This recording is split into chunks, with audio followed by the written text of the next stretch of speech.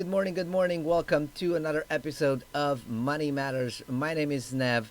We are broadcasting live straight out of Providence, Rhode Island. Of course, where else would I be at this moment? Although, I do travel, I do go places. So who knows? At some point, I might announce a very different state, city, country, continent. And who knows? At some point in the future, we might be announcing different planet altogether. So, but I am told that oftentimes I live under a rock. So who knows? Someday I just might say, emerged from underneath the rock, Nev. Anyways, I have an excellently exciting news of to show you of what we have discovered that is happening. So we're going to spend a little bit of time this morning and today to talk about the precious metals because we haven't covered precious metals in a while, and I think it's important that we sort of cycle through different things. So we've covered crypto recently, right? We've covered real estate. We looked at the economy as a whole. We talked a little bit about the crash that we had, right, this past week. But I think it's important to talk about a little bit about precious metals and investing in precious metals and does it or does it not make sense. And uh, um, and then I have an incredibly interesting article of basically going along the line with the title that the street is beating the smart money, and not just a street.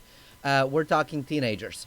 So teenagers are beating the best hedge fund managers, and I have an article for you that is going to blow your mind.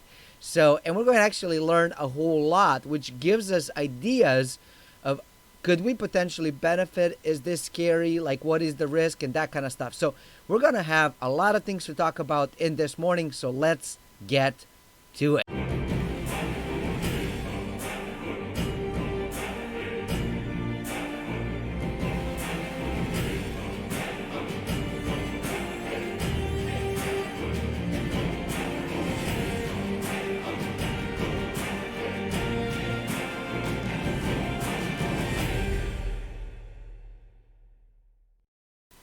All right, y'all. So I don't have a lot of articles for you today, which may not necessarily be the worst thing on the planet, right? But we're definitely going to take a look at a couple. So let's get started with the US dollar cycle points to a new all time high for gold. And this is a very interesting one to take a look at. Now, typically when people expect a hyperinflation, they rush to gold. But also at the times of trouble, they rush to gold, except when everything goes down, then gold goes down with it. So that's sort of an interesting thing. So we see sort of this short term, when everything crashes. Like everything is sort of connected when it comes to that piece. And then at some point, it kind of decouples and performs slightly differently. So what they're saying is that the U.S. dollar index is not a true measure of value of the U.S. dollar. For a true measure of value of the U.S. dollar, it is better to look at gold and silver. However, there's a relationship between significant gold rallies and the U.S. dollar index. Gold has tended to rally at a certain time in a U.S. dollar index long-term cycle. So one of the things that they're saying is that when you take a U.S. Dollar index, and I believe that this is it, right? Yep, this is it. So DXY, in case you ever want to look for it. What they're saying is that when you look at the index, it's not a true measure of a dollar, right? That you have to compare it to something else. And of course, it just depends on sort of where you sit and what your thoughts and opinions are. But basically, it argues that true money is gold, right? Like there are many people that believe that money is gold. Maybe not. I don't know. I'm not necessarily going to go into the arguments. I do believe that gold has, obviously, this is my perspective. I do believe that gold has a particular value to it. I do believe that there's a reason why you should have some gold. But I also do believe that our money is debt, and it has been debt for a very long time. And people might say, well, then call it currency. Fine, you can call it whatever you want. You can call it Blue Rhino. I'm just telling you how it operates. And and there is a book. I'm looking to the side because the bookshelf is right over here, but I can't see it now quickly to show it to you. I believe it's called the 5,000 year history of debts. I think that's the name of it. I mean, it might as well be 5,000 pages. That puppy is thick. And it's a red book, and it has like basically like a receipt that you would get in a store. That's what the design of it looks like. And that book is fabulous, fabulous, fabulous, fabulous. Most people won't read it because I mean, when I talk thick, I mean I'm talking thick. Like that thing falls on a small child, it might kill it.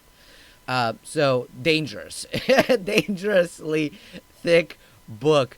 And inside of it, it talks about the history of that, and it talks about and sort of gives another perspective to this gold is money. Gold has always been money, will always be money, which may or may not necessarily be accurate because they're talking about the debt has always existed, whether in financial forms or not in financial forms, where there was always this whole thing where somebody would do something for you, right? And then you felt obligated, you felt indebted to them. Well, that is also a form of debt. And so the argument within that book is that we're never getting rid of the debt in the form of money and fiscal policies and that kind of stuff. And that is a very interesting way to look at it. So I don't know. So here's what the argument is from this particular article is that, you have to compare it to gold. So let's take a look. Let me see if we could zoom in a little bit. No. I am zooming, but it's not zooming in what I want to zoom in. Maybe? I can't zoom in, y'all. My apologies. Because I really wanted to be able to take a look at this a little bit deeper to see what notes he's put in. But basically we're seeing that from, it looks like this is from 1973, right? The dollar sort of went down and then it went up in the value. And then it kind of has downward, sideways, again up. And I am looking right now. It's very hard to see this stuff. Like, it's very cool, but I have very hard time seeing it. So my apologies that I can't explain it. I clicked to enlarge it, but let's see. Let's try something different. Let's see if we could trick it. Obviously, I know it's ridiculous to read.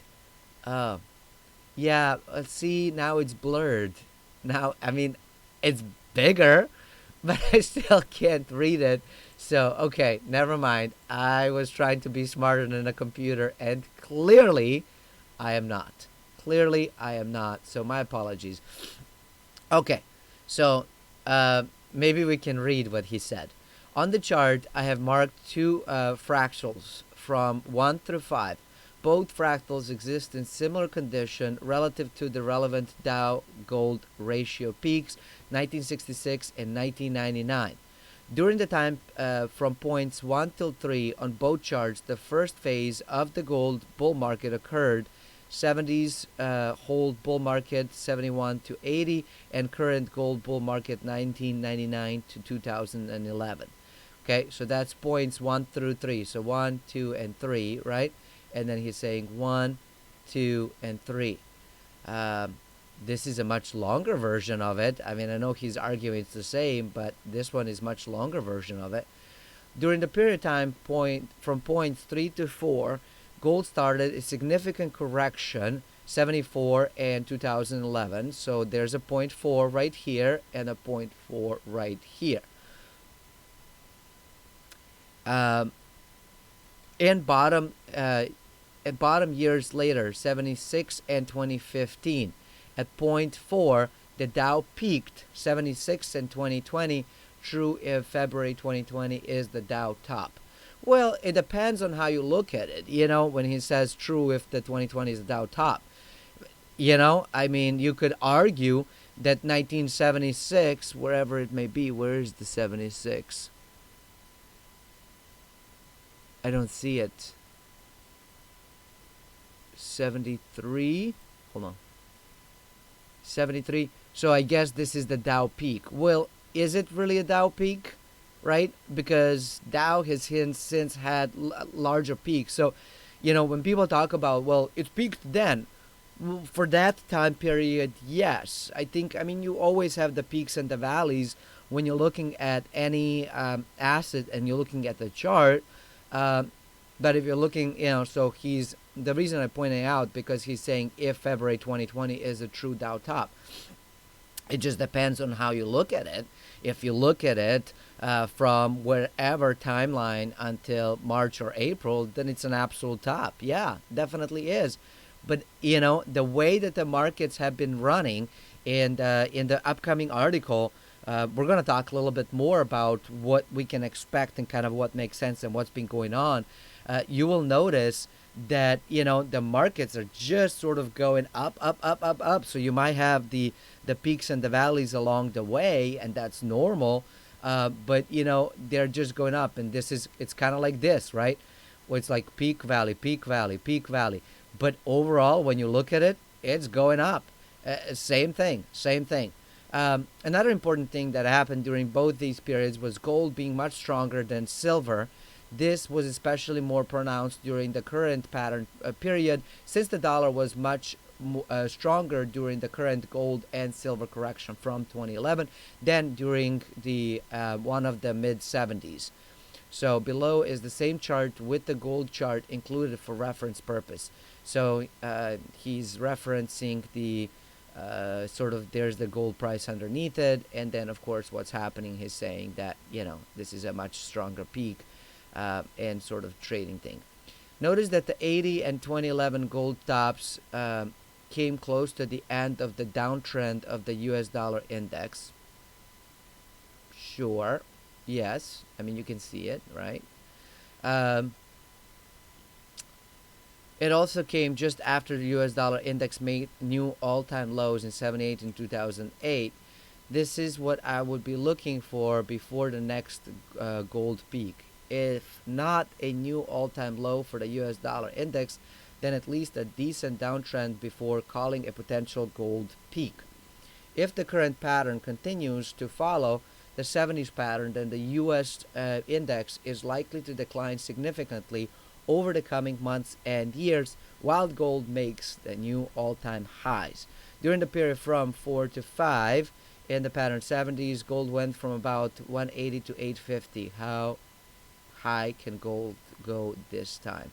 So from here to here, when the dollar fell, he's saying it went really high. So he's saying that we are here, and he's expecting the gold basically to come up as the dollar goes down in value. So interesting sort of period and chart to look at for sure. I don't know. Nobody has a crystal ball. Nobody knows exactly what is going to happen. It's sort of an interesting piece to look into and consider. I don't know if 2 points are enough to sort of say, yep, exactly the way it happened. There might be more to it, and he might have looked more into that kind of stuff. I haven't. For me, when I look at the gold piece, gold performs incredibly well in inflation. We are not experiencing inflation, at least not we might be experiencing like monetary inflation as far as the amount of money that is being printed. That money is going somewhere, and as future charts and documents and stuff are going to show us, it's going to go into the assets. It's going to go towards stocks. It's going to go towards crypto. It's going to go towards real estate. It's going to go towards places where there are yields. It might go towards gold as well somewhat. But we've seen gold sort of, and I will take a look at the gold price chart. Let's take a look at that stuff because let's take a look at this stuff. It's important to see.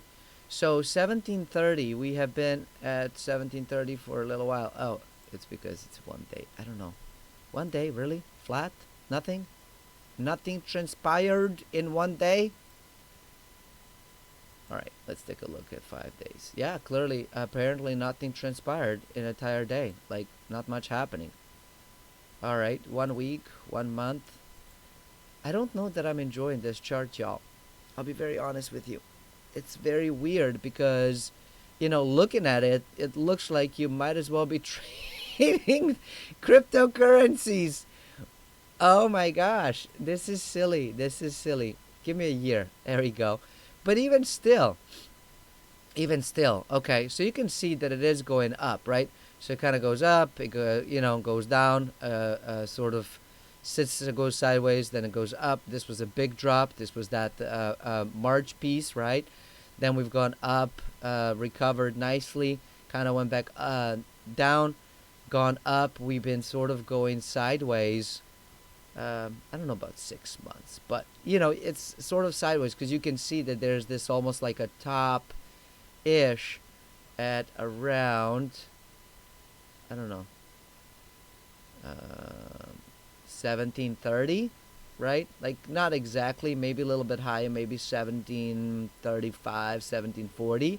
Sort of seems to be almost like a ceiling or resistance, as some people call it. And then down here, you almost have a floor, and that's like what, 1680, maybe a little bit less. So it's kind of going sideways in the channel. We'll see which way it breaks.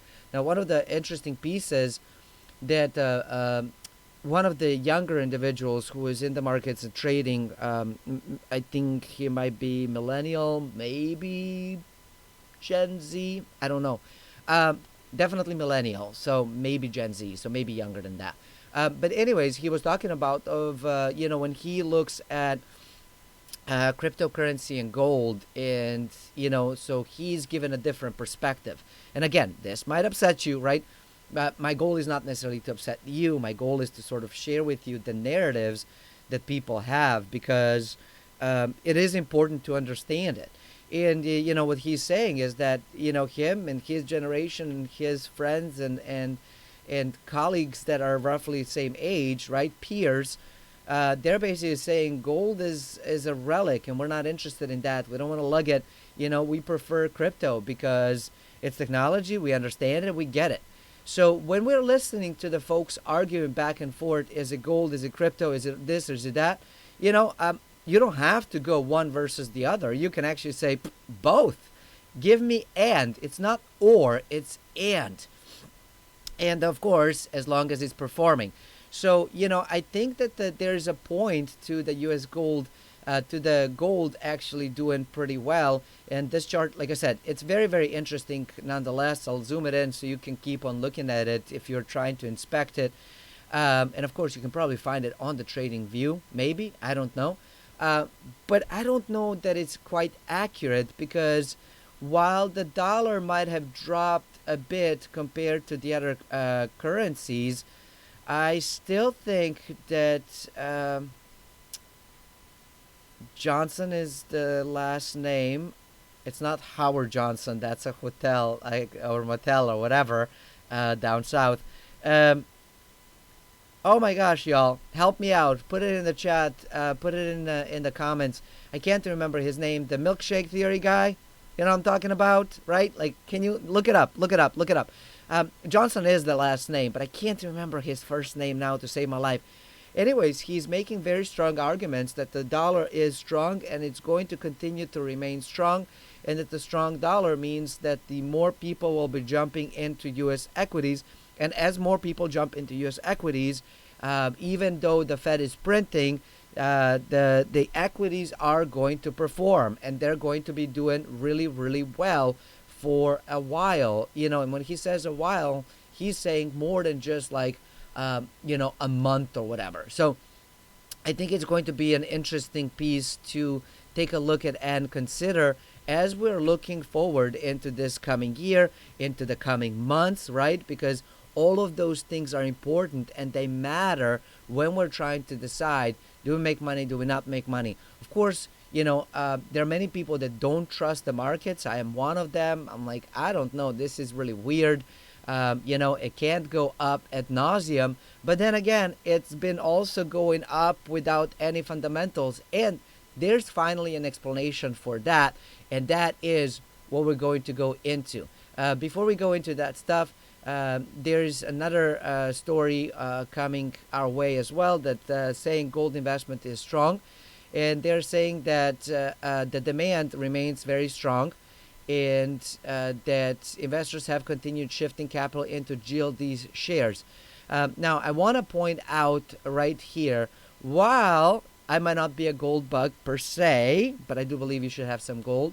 And while I am not like peddling physical gold or anything, I do believe, just like in cryptocurrencies, you should hold your own keys and your own wallets.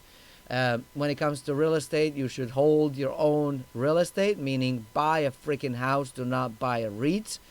I also believe when it comes to precious metals, you should buy physical, not things like GLD. Now, GLD could be fun to trade. It's easy to get in and out. There are sort of benefits to it.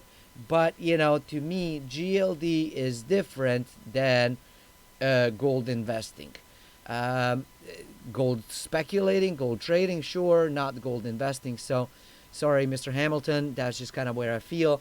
And that's kind of where me and my Scotland rugby jersey stand. Yeah, you can see, right? I'm wearing something a little bit different. So this is my Scotland rugby. I do enjoy rugby, played it for years. So, anyways, whenever we say try, I'm like, all right, well, I guess we won. Anyways, look, folks, jokes are not going to get any better whatsoever. You might as well laugh now. I do have some, as one of my staff members, there is, between us, there's not that many years. I mean, okay, it might be like 15 to 20 years difference in age. A little bit less. It's definitely not 20. It's less than 20, but we can almost safely say 15 years difference in age. And she made a comment saying that, oh my gosh, you're really funny sometimes, but sometimes you really have these like dad jokes, which makes it kind of funny too. And I'm like, oh geez, I'm really am old now. I mean, I didn't expect that I was going to get into dad jokes until at least I was in the 60s, and I'm like 20 years ahead of schedule. So there goes that. Okay. So he's saying that investors are returning to gold with a vengeance after March's stock panic, violently reminding them gold market cycle still exists. And that's gone ballistic since the panic. The panic Fed has ramped dollar supplies by 2/3 in a few months. The most extreme monetary inflation in U.S. history by far makes investing in gold more essential than ever. Again, it's talking. It's a pretty decent article, but it's arguing. This is okay. This is a very cool chart. So let's take a look at it. Let's take a. So you have. Oh, geez, Louise. This is adorable, but he's not defining what's what. GLD gold tones. Upload correction. Alright, it would actually help if we knew which one is what. And maybe you can see it, but I can't. And I should have read this before we go into it. But I haven't, I'll be very honest. I don't understand gold and GLD holdings. Well, okay. I'm going to assume that the blue is GLD holdings and red is gold. Would that be correct? I don't know. Let me know, y'all. Let me know. I can't see it. I can't see it. So let's take a look at. We can always look at GLD stock. We can definitely look at that, right? Where's the chart? All right. So one day, it's right. Okay.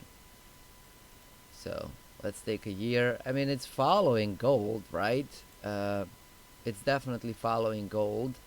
Obviously, the part of it that is different is that when you buy a GLD, you're buying a derivative. the benefit of it, right? And there's the top stories that is kind of aligned with that. But the benefit of it is that, it's easily traded.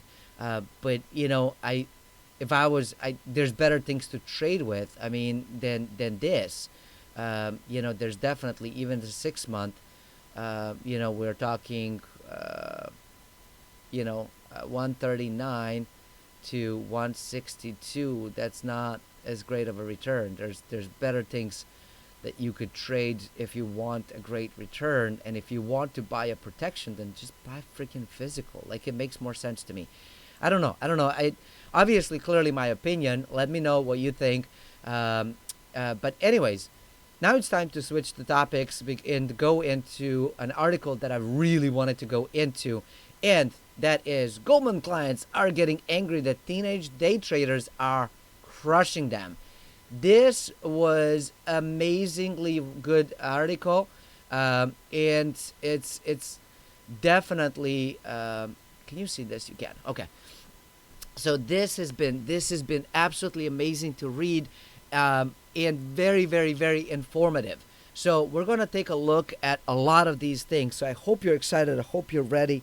My apologies for stretching my neck. I've done something weird to it, and it's probably because I'm sitting all kinds of crooked, working one too many hours behind the computer in the same position and not the correct position. So I need to retrain myself of how to work behind a computer. So there goes that. Okay. So shortly after we observed that the primary source of capital used by the Robinhood army of day trading retail investors has been government stimulus, unemployment, and benefit check, we reported that something unprecedented has happened. A basket of Goldman retail favorite stocks had outperformed not only the broader S&P 500, but also Goldman basket of most popular hedge fund stocks. This is incredibly important. We're going to first jump into this particular table. Hold on, got to zoom out. And I want you to take a look. I'm going to have some coffee. While I do that, you take a look to see, based off of income, where the money has gone. And you will notice something incredibly powerful here. You will notice that there's a difference of how people think depending on how much money they make. But you will also notice something different is that there's not a whole lot of difference in thinking. It's very small nuances. So I'm going to zoom it like this, leave it here so you can take a look at this stuff, and then we're going to slowly go to the right, and now I'm going to have some coffee while you read.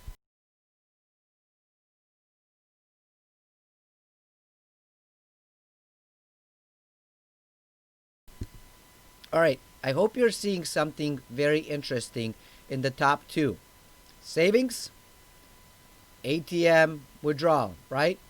And that's from people earning less than $35,000 to people earning up to $100,000. Those top two have not changed one bit. Okay. You have home improvement in all of them. They're slightly different, right? So home improvement. It's interesting that the below 35K and 75 to 100K are exactly the same ranking, and that 35 to 75K, it's on the fourth piece, but security trades is in the 90s. You will notice that 75 to 100 has zero security trades, as does below 35. Interesting. Very interesting, right? You will notice that the next piece is transfers and utilities, whereas you have utilities and travel, and then electronics, general merchandise, right? You will notice that for the poorest, based off of the income segment here, education is last. Education doesn't even exist over here, okay? And education is fourth for the people making 75 to 100,000. You will notice that the electronics and general merchandise doesn't exist over here, that after education, loans are the very next thing. Then we have utilities, then we have rents. Okay? Interesting so far? I found this fascinating. Now we're going to move in. Okay, let's see if we could Yeah, if I zoom out completely, let's do something like this. Yeah. All right. Now we can play around with it. Okay. So you notice that that was the case. Now we're going to move on from 100 to 150K. You will notice that for them too, savings is the first one. However, instead of ATM, security trades are the very next one. ATM withdrawals are third, loans are fourth, home improvement fifth, insurance, which you haven't seen anywhere over here, and then education being last, just like with the lowest income group. And now we get into people over 150K, and you will see something very, very interesting. All of a sudden, we break out of savings. To them, savings is not the first place, loans is. Insurance exists just like for the group of 100 to 150, but it's number two. Savings is third one on their list.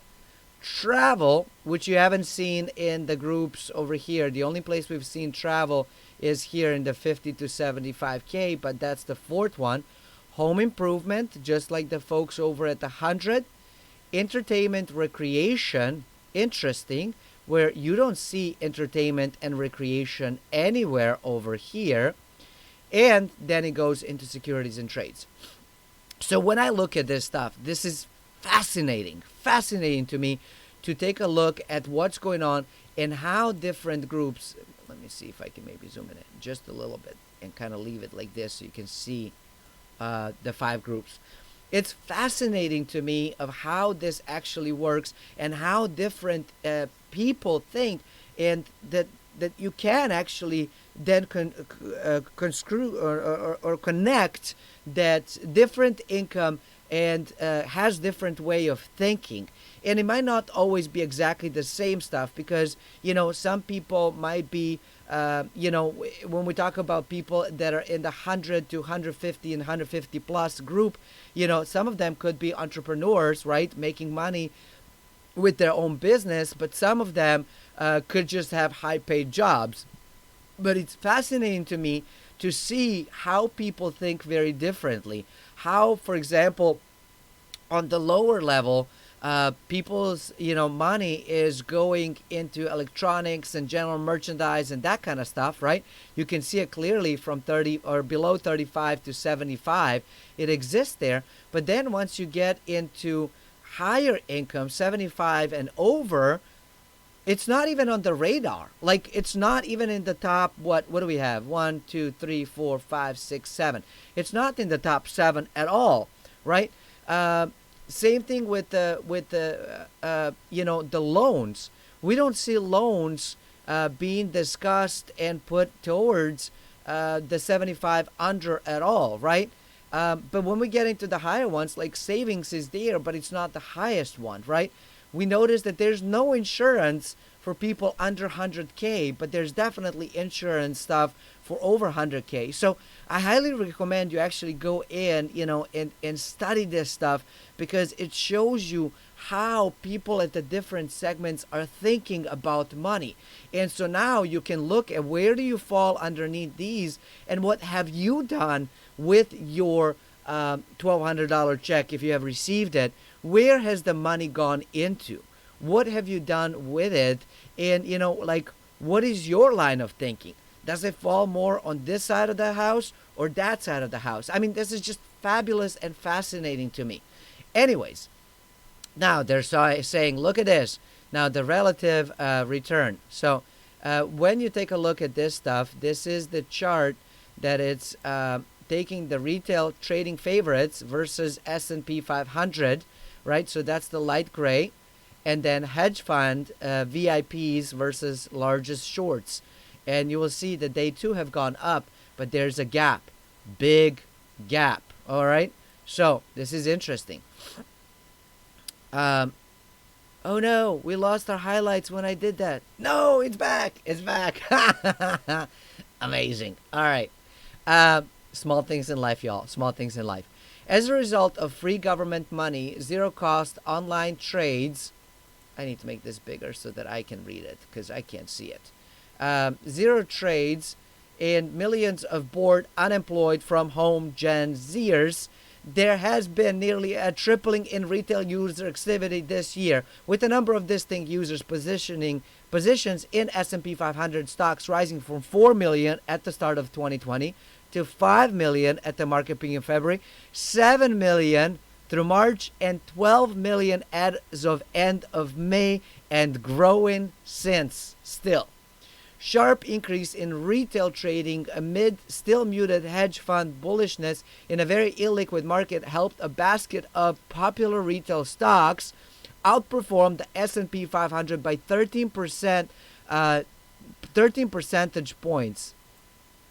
Okay, and you can see it right over here, and I don't want to go in, but you will definitely see that the average daily average trades in millions has clearly gone up. And the Robinhood data shows a leap in retail investor equity. So you will see number of users. This is the light blue, and you'll just see straight up, y'all, straight up. The last time retail outperformed hedge fund was in late February, just 2 days after the S&P hit all-time high.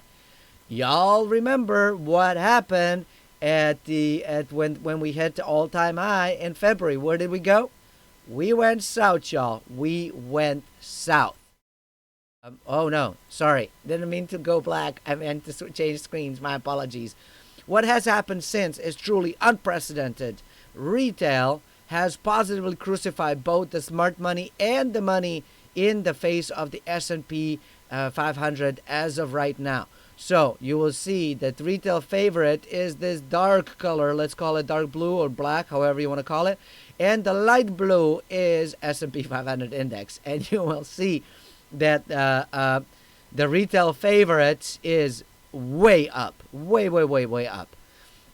The retail army is up almost 30% despite last week's rout massively outperforming virtually everyone else, and is Goldman Sachs chart shows below. Since the start of 2019, retail is outperforming hedge funds roughly 3-1. Look at this, y'all. This is crazy. Hedge funds down here, retail way up. Interesting. Now, retail outperformed has somewhat hobbled last Thursday, right, when we went down. This disconnects between the retail hedge and performance has not gone unnoticed by Goldman's clients, who pay Goldman handsomely to outperform. Banks' client discussions centered on the disconnect between financial assets and the economy, since the sharpest GDP contraction on record with a 36% market rally. And of course, they had to come in and respond, and they're saying that the hedge fund VIP and mutual fund overweight have each returned 45%, outpacing 36% of S&P 500 rally. However, a basket of the most popular retail trading stocks has returned an incredible 61%. Why are Goldman clients angry? Because instead of listening to Dave Stool President Portnoy, the self-proclaimed king of Robinhood day trading army, I bet you didn't even know that there's a Robinhood day trading army, but there is something they can do for free by just following his Twitter account. They're instead paying Goldman 2 to 3% commission for what? To underperform by as much as 1,600 basis points. Portnoy outperformed all of the smartest guys in the room. It's the Fed green light to go crazy and just buy everything, which is the only obvious trade in a market in which Fed has made failure impossible. Something we have been pounding to the table on ever since 2013, when we said the best performing strategy is to go long the most shorted names and trade that has generated tens of thousands of basis points in alpha. The surge in retail trading activity has amplified the market rotation towards cyclical and value stocks. High growth stocks outperformed during the market drawdown and continue to lead each in the first weeks of the rebound. Since mid May, activity data pushed investors towards cyclical, small caps, and other economically sensitive, low multiple stocks. And then it shows you the different factors, and I highly recommend you go check out the Zero Hedge. So you will see the PE premium and the valuations. Okay. Now, the market continues to trade increasingly insane based on the whims of a 10-year-old. Not even the most spot-on accurate analysis based on fundamentals will matter one bit when the marginal price setters are traders who are still not legal to drink or maybe drive. This is an important piece to understand because we've been trying to understand logically, fundamentally, what's going on with the stocks. And what's going on with the stocks doesn't really matter when you have basically a poor teenager that is just basically saying like, I have $10, I'm just going to go in. And you know what? Good for them. Good for them for going in and trading and doing the stuff. But the problem is that you cannot rationalize irrational.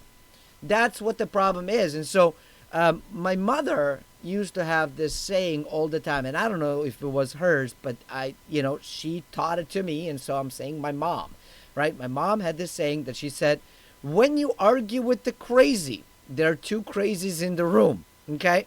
So the same thing is that when you are trying to rationalize the irrational, you're equally as irrational. It doesn't make sense.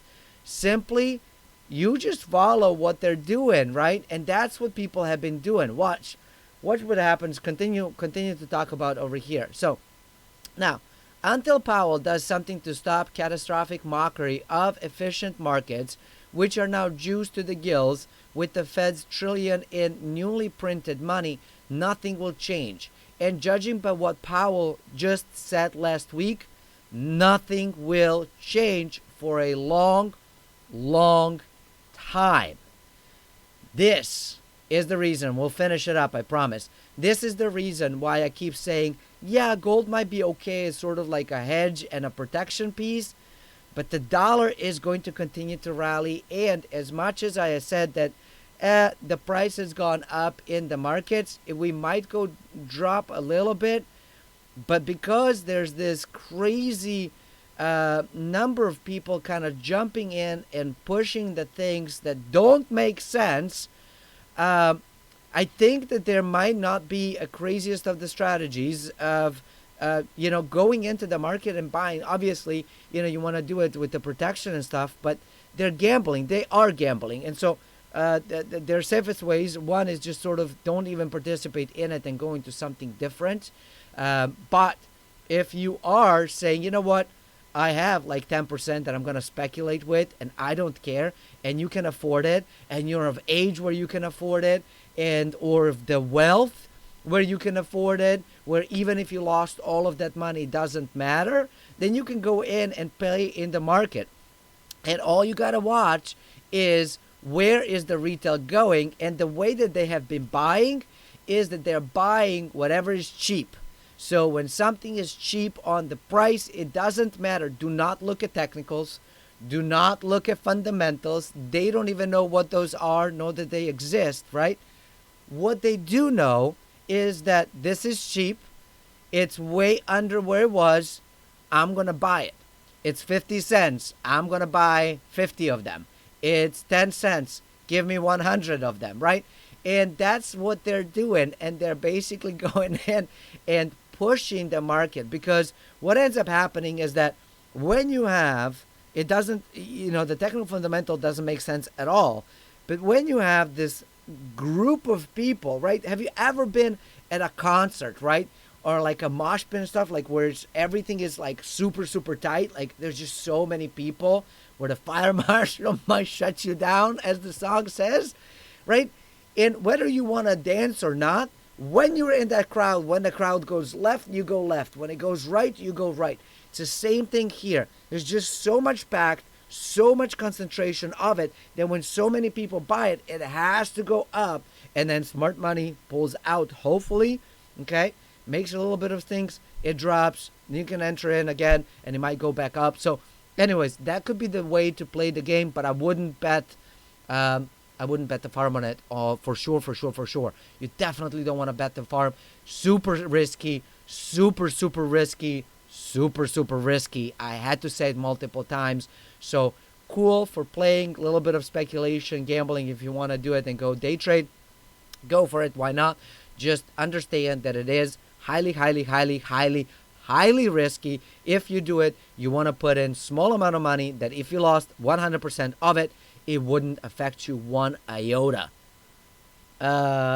Maybe, maybe the pun was intended. Yeah. Did you catch it? Did you catch it? All right. Anyways, the Fed doesn't believe and shouldn't believe that it can forecast the stock market and therefore recognize a bubble in real time. This came from Princeton University economist Alan Blinder, a former vice chairman, in Bloomberg television interview. They are pretty easy to recognize after the fact, after they burst, but in real time, in a predictive way. Pretty much impossible. I disagree. How is this person a university professor and economist at Princeton? I mean, look, Princeton, apparently you will hire just about anybody. And apparently you will hire them just because they worked in the Fed. But let's agree. Fed, I don't know if they know what they're doing. I mean, I'm sure that there's a bunch of smart people, but this is idiotic. What do you mean you can't tell a bubble until it bursts? So they are basically saying, really impossible, right? I mean, I 100% agree with it. Take a look at this chart. I'm going to zoom it in. Woo. Maybe I shouldn't zoom it in. All right, let's take a look at this chart, y'all. Does it look like it could be turning into bubble? Look at the direction that this thing is going. Look at how steep up. I mean, this is going straight up now. Don't tell me that you cannot tell when the bubble comes in, because a 10-year-old, I bet you can figure out of what just transpired here. Oh no, I just lost it again. All right, I'm gonna stop clicking on that stuff because I keep on losing stuff, and then I have to go back in and adjust it, and we're wasting a lot of time when I have to do that stuff. So we'll just do this.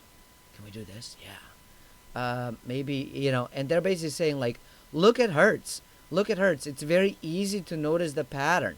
Very easy to notice the pattern to see that, hey, wait a minute. This puppy has gone up, right?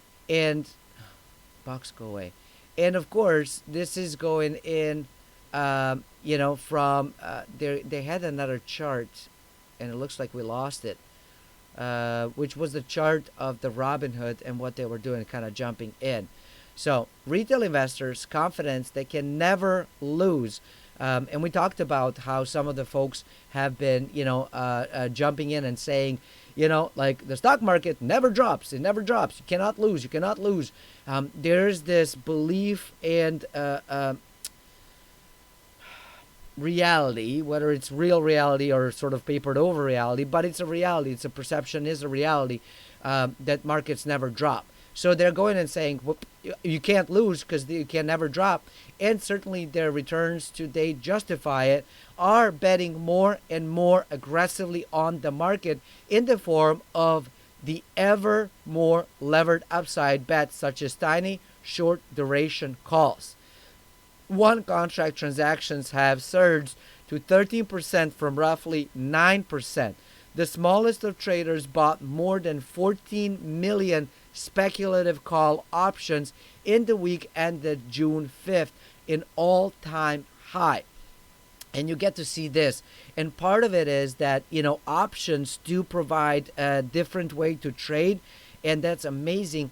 My fear is that there's all of these calls, zero puts, everybody's bullish, and when everybody's bullish, it can go up for a little while, but as you can see, they're seeking yield, they're trying new things, and, hopefully they are trading just with whatever pocket money they have. Hopefully they're not betting the farm on it, but they're starting to take much more aggressive trades, and my fear is that at some point the music will stop. If people don't put in protective stops, they will get wiped out. And that is really scary, and it breaks my heart if it happens. So I'm really excited that the folks are going in and making money. I just hope that they are using protective stops, and that they know what they're doing, that they're not doing this with leverage, and that they're not starting to do some silly stuff that can seriously financially harm them. We have Instagram influencers, and now we have Reddit influencers. QVR's Ben Eifert told Bloomberg they post a trade in an option in a single name, and within an hour, you see hundreds of thousands of call options placed, which is totally insane. Insane, yes, but it's working, and who can blame them? The Fed chairman himself said that he will do nothing to pop the bubble, which he can't see, with tens of millions of Americans out of work. All else equal, it comes to market insanity, you ain't seen nothing yet. That's why we're seeing a giant rush of small retail investors and everybody else into the market. When you go into the market, you go to the riskiest end of the market. So you buy bankrupt companies, you buy beaten down airlines, you buy cruise ships, you buy retailers, because they will benefit the most from support system where everything is targeted, and the market will always go up. So there you have it. This is the news that I had for today. This is what I wanted to share with you. This is the part that scares me because, we've heard it before. I don't know who said it. I can't remember. So I don't want to give fake information or news of like who was talking about stuff. But I remember people talking about that back in the 1929, the shoeshiner boys were talking about what trades to get into and what trades to get out of and what they should buy and what they're owning. We're seeing now 10-year-olds doing pretty much the same thing. We're seeing people who have never been in the markets becoming experts and geniuses and the leaders of the day trading army. And right now they are winning. And when I have read that people are for the first time, that the trends within the Google are jumping in, and people saying, how do you buy a stock and how do you invest and how do you, do this and do that for the first time. And I am seeing that people who are electricians and shoe shiners giving tips on what you should buy and invest in. That's the time for me to exit. Now, should you not, that is your own personal decision. For me, this is too crazy. And I know people are saying this is too crazy to not participate. But for me, this is too crazy to participate. And maybe I'm wrong. And I'm okay with that. And I'm okay with missing out on some stuff, because I am looking at other things, other assets to invest in that are not as volatile, that are still solid, that have ability to protect the wealth for me. And right now, I'm just going to sit in cash. I'd rather do that than participate in this market. Again, not a financial advice in whatsoever form. If you want to go in and play around, by all means do it. Again, you want to be super, super safe. You want to be very, very careful. You don't want to put in all of your money. If you want to speculate and play, do it. Don't do it on leverage.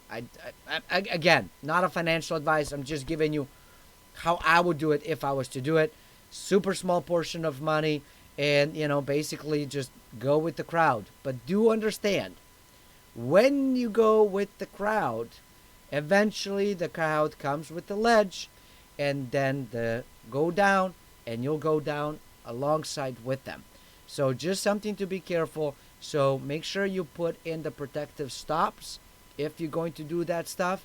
Make sure that if you go in and do not get too overzealous and too hungry.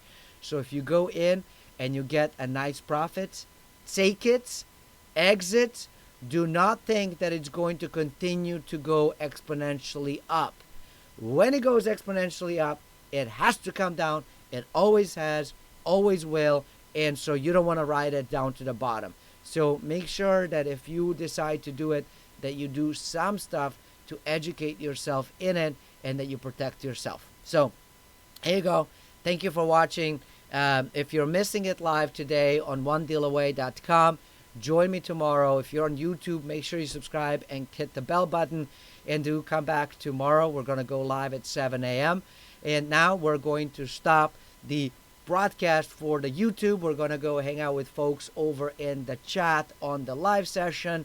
And thank you for watching. Until next time, stay forever money blessed.